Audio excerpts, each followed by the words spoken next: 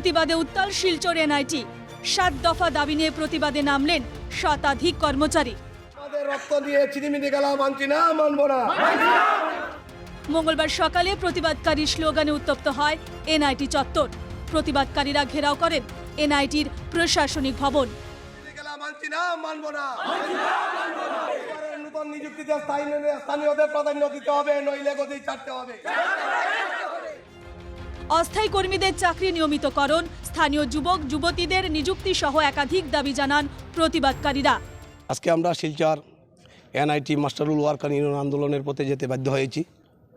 আমরা এখানে যারা মাস্টারুল ওয়ার্কাররা 83-93 থেকে এখানে এক নাগারে কাজ করে আসছে, কিন্তু দীর্ঘদিন ওনাদেরকে স্থায়ীকরণ করা হবে বলে প্রতিশ্রুতি দিয়ে আজকে আমাদের অনেক এখানে মাস্টারুল ওয়ার্কাররা কেউ স্বর্গপ্রাপ্ত হয়েছে, কেউ এখান থেকে বিনা পয়সায় একটা কানাকড়ি না নিয়ে এখান থেকে রিটায়ারমেন্ট হয়ে চলে গেছে।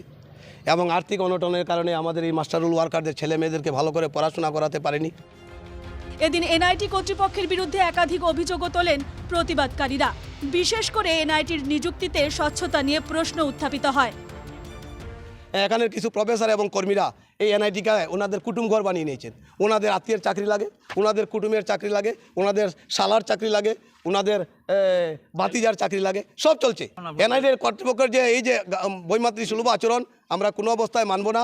তার জন্য আমরা প্রতিবাদে সামিল হয়েছি এবং যখন পর্যন্ত আমরা মাস্টারুলের ইউনিয়নের দাবি পালন করা না হবে ততদিন পর্যন্ত পর্যায়ক্রমে বিভিন্ন ধাপে ধাপে আমাদের আন্দোলন অনির্দিষ্টকালীন চলবে।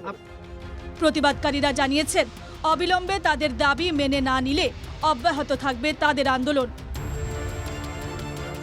শিলচর থেকে আহাদুল আহমেদের রিপোর্ট, এনকেটিভি বাংলা।